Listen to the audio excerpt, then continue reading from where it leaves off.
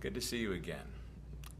In our last chat, we talked about affirmations that made you feel comfortable with your good, that centered you in the core of your being in that inner Christ sense, and made you feel that you are worthy of all the good in your life.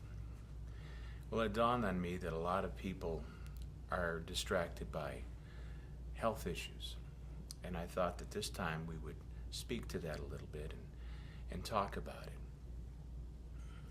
What I oftentimes do, and try to do more than often, is just prior to retiring, as I'm going into that drowsy state just prior to sleep, I take a physical inventory of my body and I address each of my internal organs individually.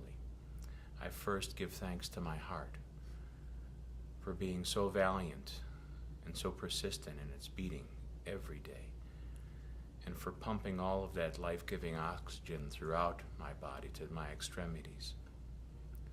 I dwell on that and give thanks to my heart and ask forgiveness of my heart for not having treated it better. I then speak to my lungs and thank them for infusing that life-giving blood with oxygen as it flows throughout my body. And go on and on through each of my organs and use this like a meditative form of progressive relaxation. So when I finally do get to the point to where I'm going to use my affirmations, I find myself centered and more balanced in doing that. So today I'd like to share a few affirmations with you that pertain to your God-given right as a child of God for good health and wholeness. And rather than dwell on whatever particular malady you may have, for example, let's say you're addressing the issue of cancer. I'm not going to address the cancer because I find that gives it strength. Rather, deny the cancer and affirm your wholeness. See yourself as Spirit sees you, whole, perfect, and complete. And of course, the more that's done, the more you fill your consciousness with this wholeness.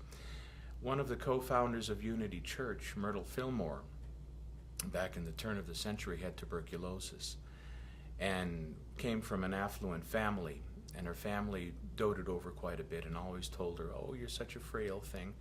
You know, you're always a sickly child," and she came to believe that over the course of her life. Well, later in her life, when she was married, she attended a lecture, which was very progressive for the time, and heard the words that you can manifest your own health. And she, from that point on, affirmed every day, again and again and again, I am a child of God and I do not inherit illness. Well, it goes without saying that 2 years later, Myrtle Fillmore cured herself of tuberculosis. And so miraculous was her recovery that in turn grew to become prayer meetings, where the principal objective of those meetings was for healing.